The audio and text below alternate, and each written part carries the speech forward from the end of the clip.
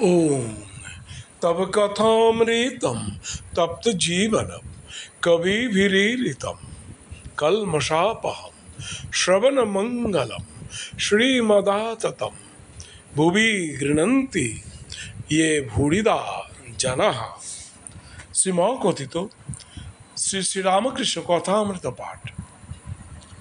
শ্রীযুক্ত বিজয় কৃষ্ণ গোস্বামী ও অন্যান্য ভক্তের প্রতি উপদেশ, নবম পরিচ্ছেদ। দক্ষিণেশ্বরে মারোয়ারি ভক্তগণ সঙ্গে শ্রীরামকৃষ্ণ।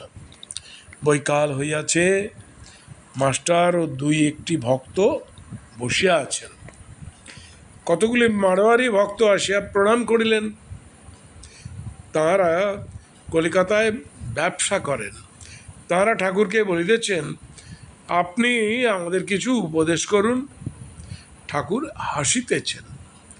শ্রীরামকৃষ্ণ মারোয়ারি ভক্তদের প্রতি, দেখো, আমি আর আমার এ দুটি অজ্ঞান। হে ঈশ্বর, তুমি কর্তা, আর তোমার এই সব এর নাম জ্ঞান। আর আমার কেমন করে বলবে?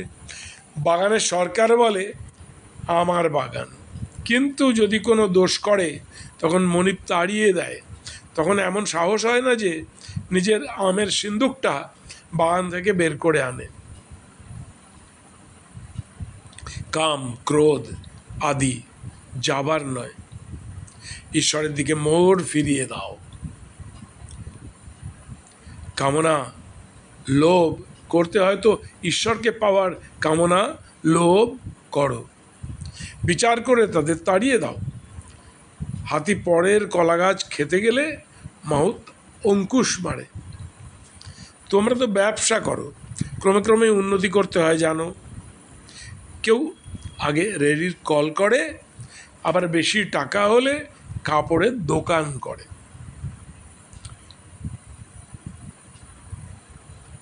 তেমনি ঈশ্বরের পথে এগিয়ে যেতে হয়। হলো মাঝে মাঝে দিন কতক নির্জনে থেকে বেশি করে তাকে ডাকলে। তবে কি জানো, সময় না হলে কিছু হয় না। কারু কারু ভোগ কর্ম অনেক দিন থাকে, তাই জন্য দেরিতে হয়। ওরা কাঁচা অবস্থায় অস্ত্র করলে হিতে বিপরীত হয়। পেকে মুখ হলে তবে ডাক্তার অস্ত্র করে। ছেলে বলেছিল, মা, এখন আমি ঘুমুই, আমার বাজ্যে পেলে তখন তুমি তুলো।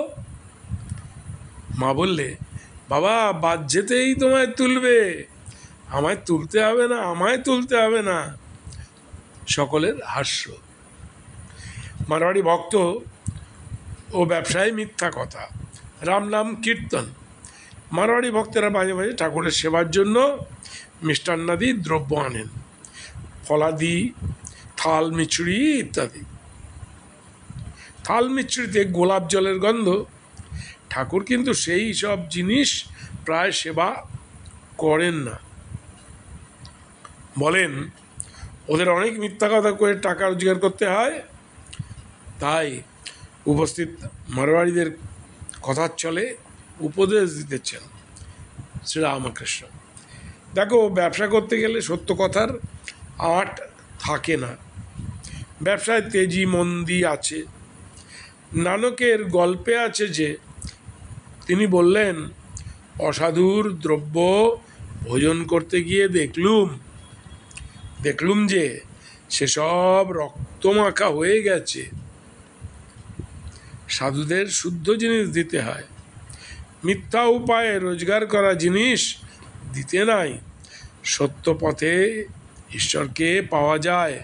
এটি পাদটিকা আছে, সত্যেন লভ্যস তপসা যেষ আত্মা সম্যক জ্ঞানেন ব্রহ্মচর্যেন নিত্যম।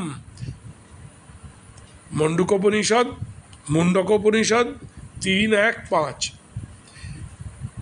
সত্যমেব জয়তে নানৃতম।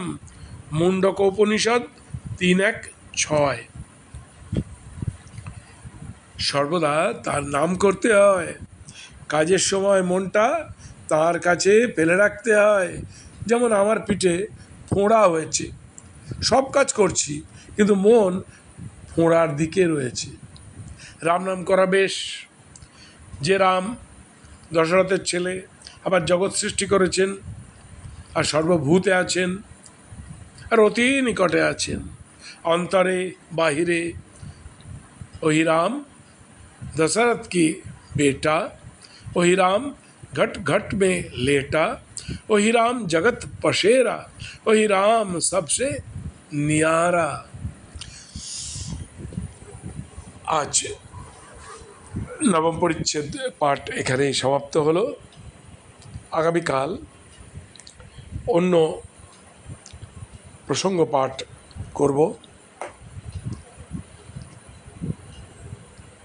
নমস্কার। ওং নিরঞ্জনং নিত্যমনন্তরূপম ভক্তানুকম্পা ধৃতবিগ্রহং বৈ ঈশাবতারং পরমেশমিঢ্ঢং তং রামকৃষ্ণং শিরসা নমামः।